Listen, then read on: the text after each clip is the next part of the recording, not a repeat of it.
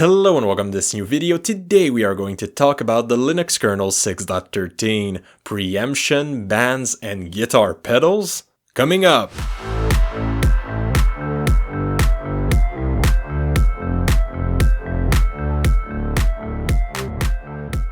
So yes, today we are talking about the Linux kernel 6.13, so we are going to start with the little note that Linus Torvald left us, where he says that nothing horrible or unexpected happened for the last week, so the kernel's good to go. As usual, that's great news.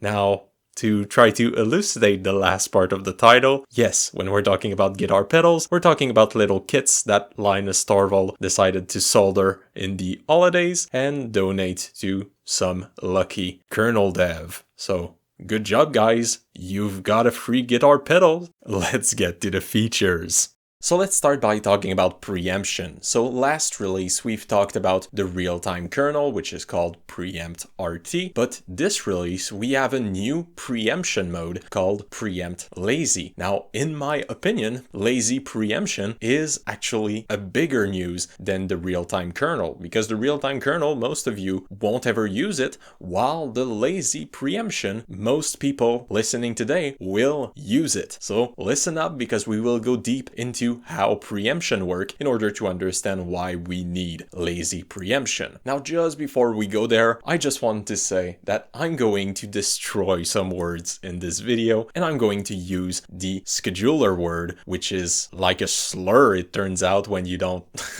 when you don't know how to pronounce that word. Honestly, I've tried to look up how to pronounce that word. I don't know what I'm doing wrong. It's probably just the French part of me that doesn't really understand where to put the emphasis on words, because we always put it at the end in French. Anyway, that's not really an issue. If you cannot deal with somebody mispronouncing one word or a couple words, I'm sorry, you're gonna have to deal with that, right? That's the kind of deal, right? You want to watch quality content? Well, you have to deal with the guy that cannot pronounce shit. You can still debate the pronunciation in the comments. I love to see people kill each other in the comments. It's really fun. Anyway, let's just get into how preemption work in the kernel. So first of all, let's just start. What even is preemption? We're using that word so much, we don't even know what it means. Preemption is the ability to take a running task of low priority and change it with a task with higher priority. In other words, you take somebody that's sitting on your core, that's sitting on the throne, and just throwing it off and putting somebody that should be there because it's more important. Now, the mechanism inside of the kernel that actually makes that work are controlled by two parts. The first part is the con resched command. Con resched is a call that allows in the kernel to preempt the running task. So if your task is running into a con resched command, it will look if there's any need for preemption. And the second part of this will be a flag. So if your task is flagged with the flag tif need resched and it runs into a con resched command, it will preempt. So it will go off, stop being the one that's running, and be changed by another task. Now there is 4 mode in the kernel for preemption. The first one is server mode, which is preempt none. Now even if it's called preempt none, that doesn't mean that there's no preemption at all. In fact, if you run into a con resched command into the kernel, you will still have to preempt whatever you're doing. It's just that there's no other mechanism than the simple con resched command. After that, you have the desktop mode, also called preempt voluntary, which adds 2 commands to that system. It adds might sleep and might resched. Now, those 2 commands are pretty much the same thing for our purposes. They're both a version of con resched, which will be triggered when you're in desktop mode. So if you're in desktop mode, all con resched command will be triggered, all might sleep and might resched command will be triggered, but if you're in server mode, the might sleep and might resched won't be triggered. So it adds you a little bit more granularity into when we can preempt a given task by adding those new options to the kernel. Now the next option for preemption is the low latency desktop mode, or preempt full. Now preempt full, what it does is it will look into the task that is running and it will try to see when is the possible time to actually preempt that running task. So as soon as you have the tif need resched flag that is up, that is enabled, your low latency the desktop will look at your task, and as soon as it's viable for the CPU to throw it off and do something else, it will do it. So at that point, the con resched and the might sleep and might resched won't really apply, because in pretty much every case, the low latency kernel will be able to find a way to preempt even before you get to that command. And the last one we know and love is the real-time kernel, which is exactly like the low latency kernel. The only change is that inside of the kernel, there's a bunch of places where you traditionally cannot do preemption. So there's a spin lock, or there's any other technology that would break under preemption. So what they did is they removed those technology from the kernel, they replaced it with some other technology, and because of that, it means that the kernel is pretty much always preemptible. So at any moment while you're running, you can throw whatever task is running on your CPU off the CPU in order to run your high priority task. Now, one detail that is important to understand here is that normally, if you have anything bigger than desktop preemption, you're going to lose some performance. Even desktop preemption can lose you some performance. The reason why this is that normally when you want a task to be done, it's not really efficient to say to that task to stop every now and then to run a new task. It's way more efficient to just let it finish and then do your next task. Now, that can be an impossible thing to argue for if you have, for example, a desktop where, of course, you want your key press to do something, you want your mouse to do something, you want every part of your system to be responsive. So you need some kind of place where you can say, hey, I need to run this. This is a priority because the user actually did an input, where in the server, you're pretty much just answering whatever you're doing inside of the queue. So you don't, there's no preemption actually needed most of the time.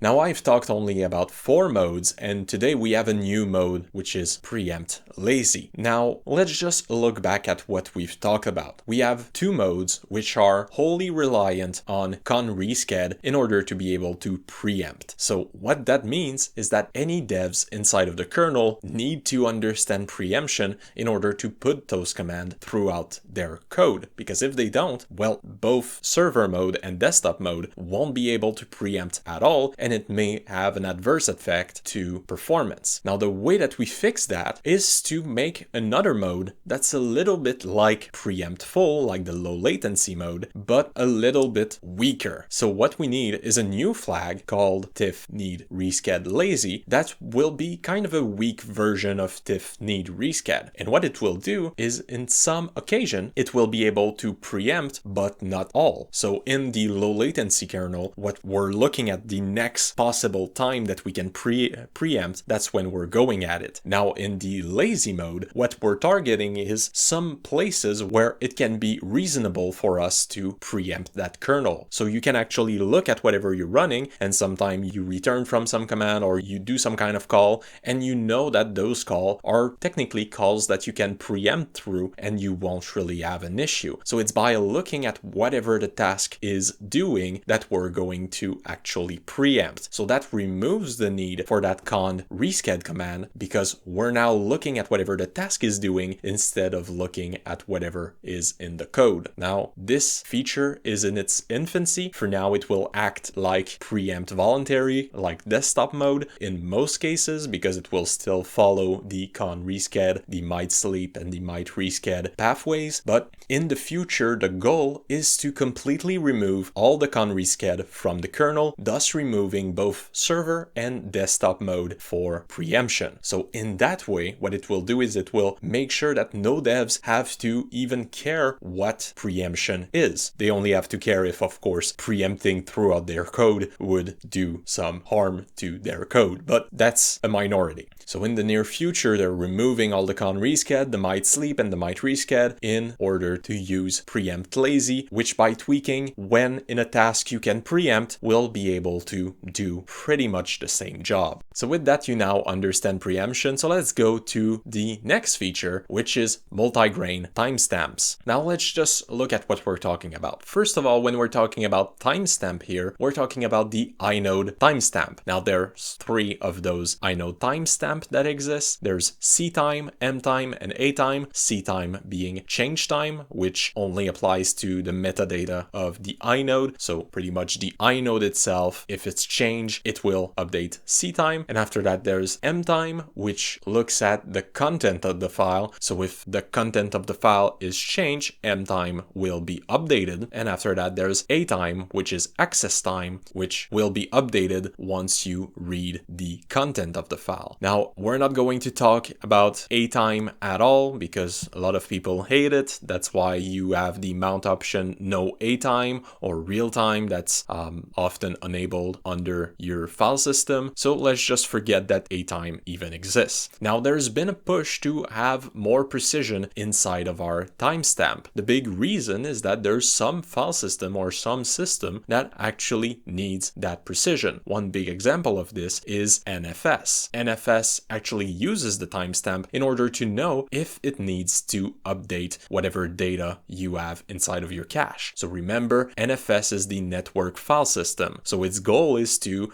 send you the data once, not 20 times. So what you're doing when you're requesting a file is that you're putting it into cache. Now, whenever you need to modify that file or look into that file, what it does is it will ask the NFS server, hey, what's the M time on that file? And if the M time between your file and their file is the same, it knows that it doesn't need to send it again. So those higher quality timestamp comes at a cost because that high resolution means that you need to use more bits, that you need to use code that takes a little bit longer to run. So you don't want to use that high resolution every time, right? Because if you're using it every time, you have a slower process for everyone and you're not really achieving anything. Now, the way that you would actually implement that multi-grain timestamp is to make a rule that whenever somebody is looking at the timestamp, you should have higher quality timestamp, and when nobody is looking, well, you don't need to actually have the high quality timestamp. That makes it so if somebody is, of course, requesting to get that time, we can use an unused bit into that time that we can tip so that the next time that the time is updated, we can actually put the higher quality timestamp instead of the low resolution one. So this was actually attempted in Linux 6.6 and it didn't work. The big reason is because of this. Now, what we have here is the tale of two files. So we have file 1 and file 2. Now, the problem is that the M time of file 1 is never looked at. So we only get the low resolution of file 1 timestamp. Now, file 2 gets its M time looked at, so it actually gets the higher quality timestamp written down. Now, you see that in our example, file 1 is written after file 2. So we should see that the time for file 1 should be later than file 2. The issue here is that because there is more precision inside of file 2 timestamp, it looks like the timestamp for file 1 is newer than the timestamp for file 2. So this makes those timestamp be out of order, which is something that we can never do because programs like Make actually relies on the timestamp in order to know what they're doing and if they're doing anything correctly. So the solution to this problem came in this release where they actually implemented a floor value. So whenever you use those multi-grain timestamp and that you put an high resolution timestamp, it will create a floor value that will restrict any other low resolution timestamp that comes after it. So in our example, instead of ending by 001, it would end in 002 because the floor would limit, of course, going under the high resolution value. So it would by default go one step up, which is 002. So by forcing this order, it actually fixed the issue because of course it can be equal. That won't break any system. It can be later, but it cannot be before. We cannot screw up the order of the files. Now let's go into BPF, which in my view has two amazing features that have been added. Now the first one is the ability for the BPF scheduler, SCEDX, to actually get some more information from a running task. How does it do it? The running task can actually declare a small chunk of memory that is readable by SCEDX. In that way, it can share some information with SCEDX without having to do any calls. Because normally, if you want to share any information with your SCEDX, you would need to do a call in order to update something with SCEDX. Now, bypassing that, you can just throw whatever you're doing in memory, or you maybe already have that memory working and needed in order to run your process. So if, let's say, your task has 3 states to it, and one state it needs one kind of scheduler, second state it needs another kind of scheduler, and third state it needs another kind of scheduler, well, SCEDX can read that place in memory and actually act in accordance to whatever it sees inside of that memory. Now, another thing that I want to highlight from BPF is its new ability to have private stacks for memory. Now, this comes because we had an issue with BPF that could cause stack overflow. Now, let's just understand a little bit how a stack overflow would work in the context of BPF. Now, BPF by default has a stack size of 512 bytes, and it needs to fit inside of a kernel stack, which is itself 16 kilobytes. Now, under some circumstance, BPF can call another BPF program, and with some fiddling around, that new program can have itself 512 bytes of memory. Now, by chaining around those programs, we can get to pretty big values like 8 kilobytes, but it won't itself go out of bounds from the kernel stack. The big issue comes that even with the limits imposed by BPF, your kernel stack may already contain data. You can have some process, one that was an XFS process, which could fill your kernel stack with a little bit more than 8 kilobytes and lead to a stack overflow. Now, of course, stack overflows are extremely bad. They can either create random corruption or just crash your system, so we don't want that. Now, if you think that this might be a little bit weird and not something that we should worry about, there's actually already a possibility of that problem reaching a real use case. There's been a push to make a SCEDX based scheduler based on C groups. So C groups are control groups. They are there to limit whatever resources that your system is supposed to use for a given task. Well, C groups can be put inside one another to make sub C groups inside one another again. So under that problem, well, we obviously could stack up those C groups to a point where we have a stack overflow. So the solution here is to detect whenever BPF through any mean is requesting more than 64 bytes over its already agreed 512 byte limit. Whenever that happens, it will create a whole new kernel stack for itself in order to mitigate that issue. So BPF found this really smart fix to their problem. If you want to see more detail about how the stack overflow can happen, there's some slide about LPC 2023 that were made that are really great and explain everything in detail. They're of course on the website maplecircuit.dev. Now let's go and talk a little bit about ARM64 because they did two things that I really like. The first one is that you can now have virtual machine work under the new ARM Confidential Compute Architecture, CCA. Now CCA uses trusted execution environment called realms, and realms are there to be able to give a VM the ability to limit anything else from looking at what is going on with its memory or its code. So it kinds of bring confidential computing to ARM. So we've seen those kind of push happens to AMD, happen to Intel. Pretty much everybody wants confidential computing to be the new default. So CCA doesn't encrypt by default your data. That's not really the goal. You can encrypt your memory if you want, but the goal is more to make sure that your system, your hypervisor cannot look into whatever the VM is doing and cannot touch at any of the data that is happening there also. So this system comes because of a mix of hardware and software mechanism that allows you to isolate from the rest of the system. Now this is great because it gives me more hope that we can have confidentiality in the server world, because right now if you're going and of course taking some server space from Amazon, from Google, or from anybody else, you kind of trust them to not look into what you're doing. Now with those new functions, what it gives the consumer, what it gives the user, is the ability to not trust Amazon and not trust the supplier, but actually trust ARM or AMD or Intel. Trust that their code is good enough to not be broken. Now, of course, that's something that you can doubt if you want, but I much prefer trust those people that quite literally would lose a lot of money if their tech didn't work. Now ARM has another feature that I want to talk about, which is the Guarded Control Stack, GCS. Now GCS is a system that is there to provide a shadow stack in order to prevent return-oriented programming attacks. Now let's just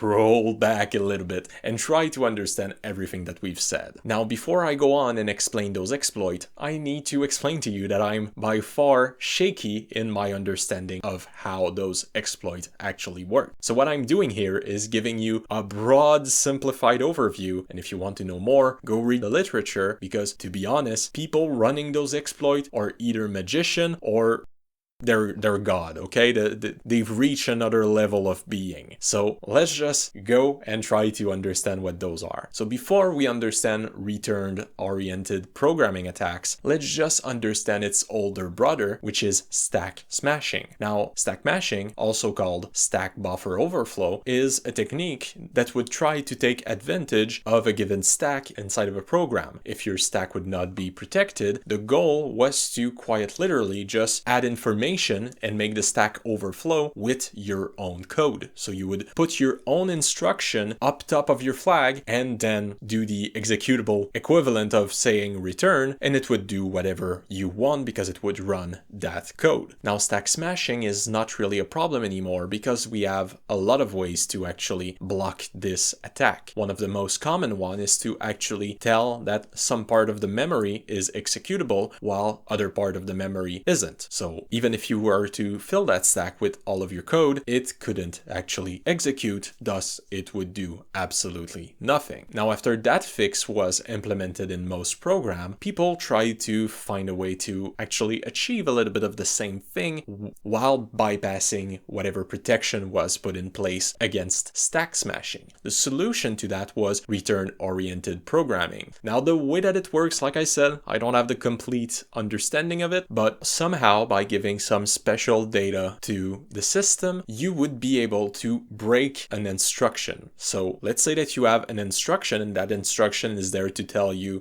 print that to screen and then return to X place. Well, maybe you can break the order in which it would read the bytes of the instruction in order to change that instruction. So remember code, there's no return key for code, right? There's nowhere that's written that's the end of the line. So the code is read continuously and somehow it knows when to stop or when to continue. So if you make it forget how to proceed, and with enough code, you can find a place where this small screw up would allow you to return some information to some address that you would have control of. So the idea is more to make the system trip and think that it's running the code correctly, while in reality it has misread whatever instruction it has and it does exactly what you want it to do. Now again, how you implement this, I've got no idea, but the solution to that is those guarded control stack. Now the idea of a guarded control stack, and also most shadow stack, is to actually have a copy of the running stack. So you copy that stack, so you have 2 copies now, and you have 1 copy that is only accessible by some specific command instance inside of the CPU that cannot be accessed by anybody else than the one actually prompting up that stack. So what we have is one frozen copy and we have the actual running copy. So at the end of that process, to be sure that nothing was messed with that stack, we compare both the shadow stack and the running stack in order to see is there any difference between both, and if there is difference, we know that an attack was actually attempted. So GCS actually allows the user space to have that level of protection. So it's something that is given to the user to be able to implement inside of their program. Now let's go to F2FS because they have a feature that I find really funny called device aliasing. Now device aliasing allows a portion of your device to kind of be a new partition. So what you can do is quite literally just declare a 32 gig chunk of your data to be another partition. It will act as a file on your file system, but it is something that is actually controlled by the file system itself, and you can mount just like any old file system. So I found it really funny that they baked this feature right inside of the file system, and you don't have to use some kind of other mechanism in order to store whatever you want. You can just format a 32 gig chunk of your F2FS to run ext4 or whatever you want. So yeah, that one was a funny one. I like that feature. I like the idea of being just able to poke a hole through your file system and use it for another one. Now there's a new operation that was added to madvice that I like to call madvice because I think that it sounds way cooler, so we're gonna call it that way. So there's a new operation that has been added to madvice which allows you to create guard pages in order to protect against overflows. So we now know what a stack overflow is. So in the case of a stack overflow, one way to stop that process is to have a guard page right after your actual kernel page or whatever page you have. Now traditionally what you would need to do is to declare a virtual memory area for that page, which is called a prot non-mapping, and that mapping in and of itself would take some amount of memory in order to work. You would need to store some amount of data to be able to have a guard page, which is only job is to tell the system that there's a problem whenever it's used. So if it's read, if it's written to, the guard page, its only job is there to say, hey, there's an issue here, do something. Now, madvice, what it does is it adds a new way to place a guard page without using a virtual memory area. So without using that construct that takes a lot of place. So because of that, we now can create those guard pages while using way less memory than before, which is, of course, always a good thing. So we're done with the highlight. We're going to go through all the small kernel change. Well, not all of the change, but we're going to go through a lot of things. I may run a little bit faster than the other because some of them are not as interesting, and of course it's all in my own opinion. So we're skipping a lot of network changes, we're skipping a lot of those. There's some part of the kernel which I'm not interested yet in. We're going to look at them probably in future release. If you want to know all of the little change that came from the network part of thing, or there's also other subject I'm going to tell you when I skip big parts, you can actually go to maplecircuit.dev and actually get that information because I still note it down inside of my notes. So you will still be able to look and see the sources for everything if you actually want to read about whatever happened on the network side or whatever happened on that side. Everything is laid out. You can still have that information. Just go on the website. Now let's go into the FS world where I want to talk a little bit about overlay FS. Now the reason why I wanted to talk about overlay FS is less because of the feature and more because of what it is, because it turns out a lot of people don't know what overlay FS. I didn't know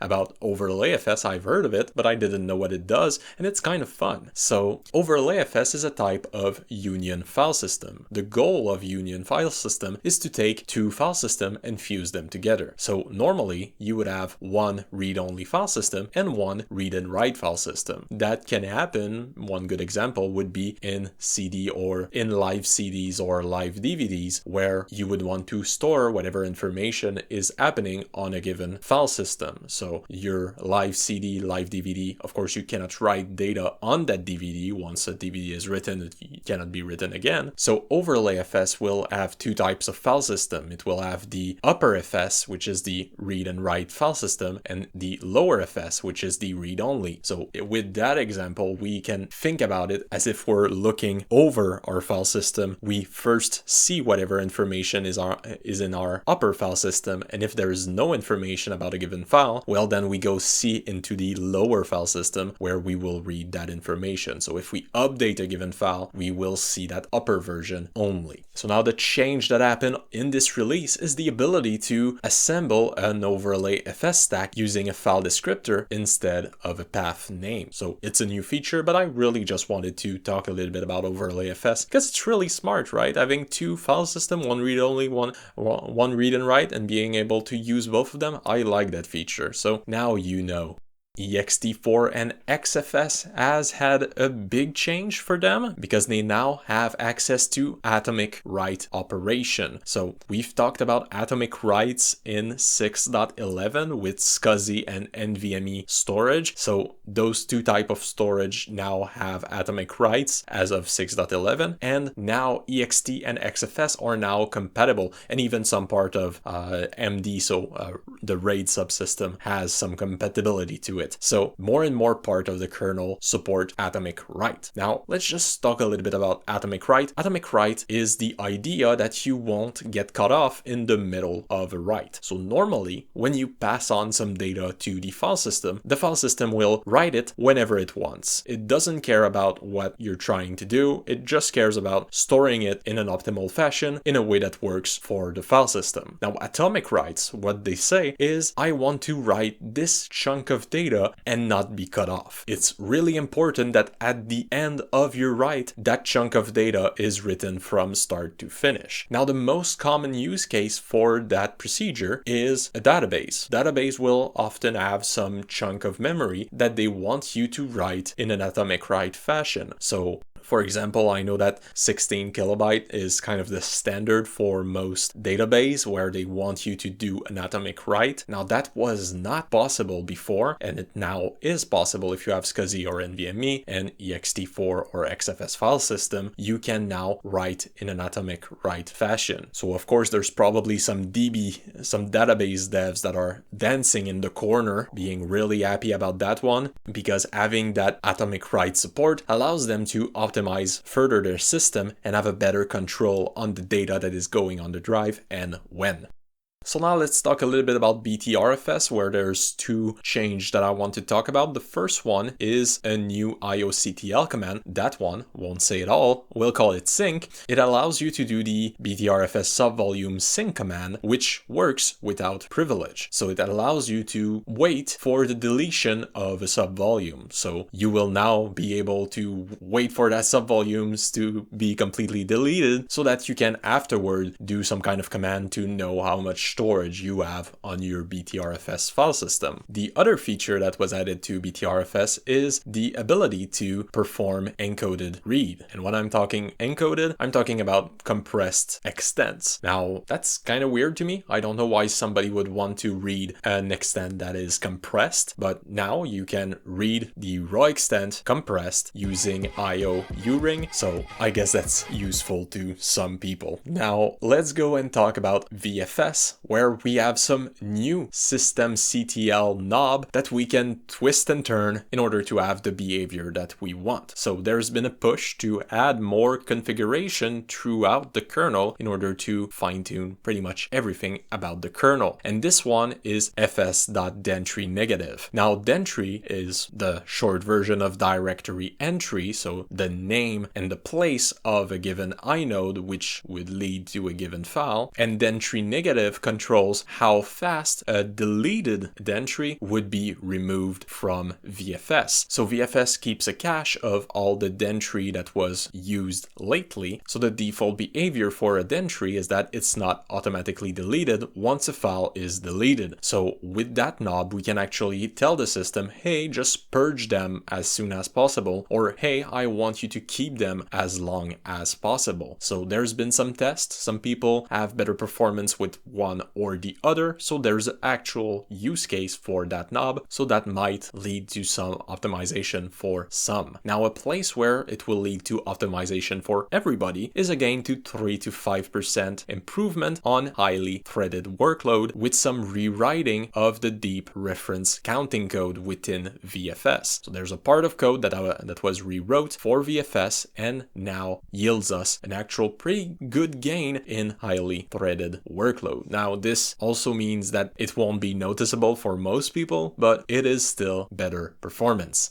There's also some change to the StatMount system call, which is there to be able to give us some information about a mounted file system, which now gives us way more detail about pretty much everything. It can give us the file system subtype, the superblock source, the security mount option. It can give us all the flags. So now we have a bunch more information that we can receive from that command. We also have a new system call that can be used to manage extended attributes of an inode. So we have the classic set X attribute, get X attribute, like you understand the gist. Now we have the new version that are there that can actually apply directly on a file descriptor. So normally you would have to fiddle around, do some kind of quick hack that would still be possible to do it. But now there is a more official way to do it by just throwing the file descriptor identifier into the given command. You can actually reach the same conclusion. Now, like we've talked in the other kernel video, RiserFS has finally been removed from the kernel. So of course its creator being in jail and nobody taking up the torch to actually fix things or make things better with it makes it a dead file system. And while we're talking about Riser, which is funny and not funny at the same time, we also see that there's no change from the Bcachefs side of things. That's because Kent Overstreet received a ban for a code of conduct violation. So there was an email altercation and there was a subsequent ban. Now this ban is only for this release cycle, and it is my humble opinion that he will return and probably cool things down a little bit, because no matter what Kent say, nobody wants to see their project ruined just because of email bickering. So we will probably see Bcachefs return. It's still in the kernel, we just have no update on it for this release. Now let's go into architecture specific change. Let's check x86, more precisely AMD, which, well, there was a mistake in my last video. I talked about bus lock detection support. Turns out bus lock wasn't merged into 6.12. For those who haven't watched it, bus lock is what happens when you have a call that goes across multiple CPU cache and actually locks the whole CPU. So let's say that core number 1 needs to go check the memory of core number 2. Well, it would stop the CPU, look at the memory of core number 2, and then resume whatever it's doing. Now,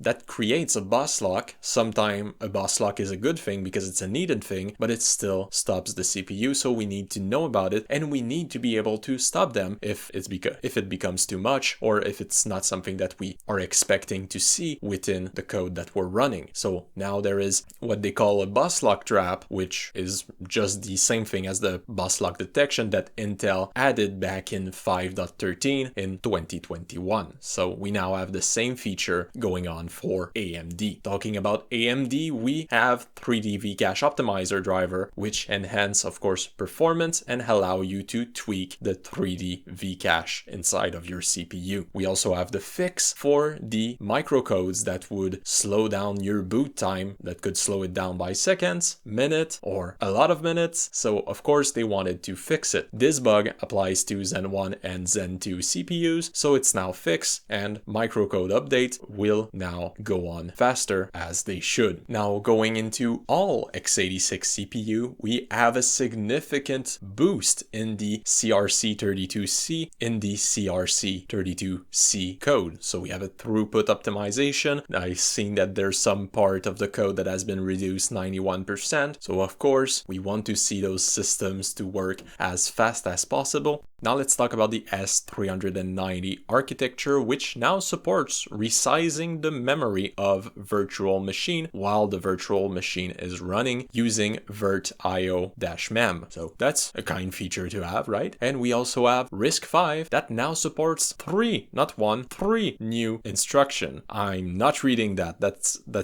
a big tongue twister. I'm not reading that. So those 3 are there to do pointer masking. Pointer masking is there to add a tag or some kind of information at the end of your pointer to be able to see if there's an overflow or corruption. So by setting data at the end of each of your pointer that you know that is always going to look like some given set of data, if it goes out of that given set of data, well, you know that things are not going well, right? There's an error somewhere. So this tag can actually change length, it can do a whole bunch of things, but those 3 instructions are there to be able to give pointer masking to both the kernel and the user space, so everybody can use it. Now on the sadder news, Maple, myself, was removed from the kernel. No, of course I'm kidding, I'm talking about PowerPC. So the PowerPC Maple platform was removed. Now I have a nice quote for Michael Hellerman. Sadly, all of those machines have passed into memory, and there's been no evidence for years that anyone is still using any of them. So that's pretty much the thinking into removing that from the kernel. And of course there's been a lot more cleaning into the kernel. A bunch of line have been removed. We're kind of stripping out old code that we don't know how to maintain or that we don't really need to maintain because it's worthless. So more and more we're seeing more cleaning of the kernel taking place. Now let's roll back and go back into BPF, where we have a new Kmem-cache iterator that allows BPF program to have information about the slab allocator. So remember, the slab allocator is a part of the kernel that is there to give extremely small chunks of memory lower than a page to programs. So the slab allocator now can talk to a BPF program using a Kmem cache iterator, so we can now have some information between the two being relayed, which of course is always good. Let's resume our reading of those small changes with the new PIDFD get info IOCTL operation, which allows us to fetch information about a process using the PIDFD. Now, PIDFD is a new identifier that's making its way through the kernel. It's more reliable, it's just better, so it's normal that we see more and more part of the kernel implementing it. I'm probably going to make one video on it one day. Also, there's a quick change on the IO uring subsystem, which allows us to resize rings. So we know IO uring is of course there to make rings of memory, rings of storage, and those rings can now be resized. So you can start from a small ring, grow it up as needed, and resize them down if you don't need that memory. Now let's talk a little bit about DRM. Remember, DRM is the subsystem for anything that is graphic inside of the kernel. So we've talked more and more about the DRM panic support that has been added pretty much everywhere. When we talk about the QR code that can pop up in the case of a kernel panic, well, it needs to actually be implemented for each possible part of the DRM subsystem. So right now we've seen the support to the Nouveau driver, which is the open source driver for NVIDIA's GPUs. Now I've skipped pretty much everything for this release having to do with graphics. I can tell you that there's updates pretty much everywhere. Intel has updated their graphic, AMD has updated their graphic, NVIDIA has updated their graphic. There's not really much interesting to talk about there. There's no big release, there's no big change, just increment change of future graphic card or future chips that will get out on the market. And there was a relic that was removed from the kernel. Turns out the .diff file was still there sitting in documentation. Now, .diff is a file that is there to avoid including irrelevant files to the kernel when you're pushing your change. Now, this file was there pre-JIT days. So because of course JIT removed the need for that file and the standards have completely changed. So that file was not in use and was actually having false information within it, so needed to be removed from the kernel and from the subsequent documentation referring to it. Now let's talk about a new feature about thermal user thresholds. So there's a new subsystem that was added that allows a user to set thermal threshold inside of the kernel. So there's now a framework that allows to send a notification when some kind of temperature has been crossed. Now there's about no documentation for it right now, so there's not much that I can tell you above that, but it is described as just the smallest implementation of, do I have a problem with my temperature? If yes, yell, or am I under a given temperature? If yes, yell. So it's just a simple notification system for those temperature. Now again, I skip a lot of things here. We're not talking about security, where SC Linux has had a lot of work into it. On the network side, I've heard a little bit about the RTNL lock. I don't know how they work, but there's big lock that has been divided into smaller lock for network. So now we have faster lock when we're talking about per network namespace. No clue what that means, but anyway, skipping over that. Virtualization also, we're skipping over that. There's the new IO-MMU-FD subsystem, which allows better support for virtual machine and IO-MMU. Remember, IO-MMU are just systems that are there to manipulate big chunks of memory. So IO-MMU-FD is a fake IO-MMU chip subsystem for virtual machine. There's something about virtualization, audio pass-through. Like I said, not that interesting. We can talk a little bit about Rust. Rust has had a lot of changes, of course. We've pushed for more and more code, more and more Rust code inside of the kernel. So love it or not, Rust is making its way through the kernel. Now, the big change for this release is the new Rust abstraction that were added inside of VFS. So VFS has now new abstraction, and they are there in order to implement the Rust version of Android's binder. So binder has the best name ever for a system because it's literally the binder that binds Android together. So it's kind of a subsystem that would allow all the parts of Android to talk together and to pass around data while still being isolated as much as possible. So that subsystem has been partially or entirely rewritten in Rust. Now it's not been changed. That system itself has not been changed, but the abstraction are now inside of the kernel because the Rust Linux project is working on that new Rust implementation of binder. So they want to push it. They would want Android to use that new version, of course, because they believe in Rust. So it makes sense that they want that new shiny version to be applied everywhere. Now, that's not already the case, but they facilitated the implementation of that new version of binder. And to finish, we can talk a little bit about the benchmark that we saw from Phoronix. Of course, just before I go ahead and talk about the benchmark, thanks a lot to Phoronix, LWN, Kernel newbies. All of you guys are awesome because without them, I wouldn't be able to make this video. I wouldn't be able to have as much information. I would take way more time to make my videos. And the more time that I use to actually research what something is doing instead of just knowing if something is inside of the kernel or not is always time well invested. But they came out with some great benchmark where we see that in pretty much 99% of cases, the Giga AMD CPU, the EPIC 9575F, which if you want the TLDR of that CPU, it's 4 CPU in one. That's literally what it is. They just took 4 CPU, soldered it together. That's what you get. There's even 4 part of the CPU when you look at it. It's kind of funny. Anyway, so that Giga CPU is having some incremental gains inside of every benchmark. There's some benchmark where we see explosive gain. There's some benchmark where we see small gains. There's even some really small regression, which of course can happen, but most really go in the right place. So we can feel great with our kernel because more and more we see some cleanup in the code. We see some change to remove code that we don't need. We see pathways to be simplified, code to be reduced, everything that we need in order to make the kernel faster. So I'm really happy with the result of this kernel. And once again, thanks to all of those who works on Phoronix, LWN, Kernel Newbie, and of course, standard kernel documentation. I couldn't do this without them. Now this is the extra part, where we talk about extra things. So if you are there for the extra part, you should subscribe, like, and leave a comment. You can leave a comment saying extra part, and we're gonna know that you've actually listened to this. So I really love making those videos, and this kernel release has been the fastest one yet for me, because most of the time I need to pretty much throw away my life for the next 3 weeks in order to research everything and to make sure that I'm right on 99% of what I'm saying. So that takes a lot of time, and now I'm getting more and more to understanding how to get my information faster. I now have a big infrastructure behind me. So I have the of course the website maplecircuit.dev.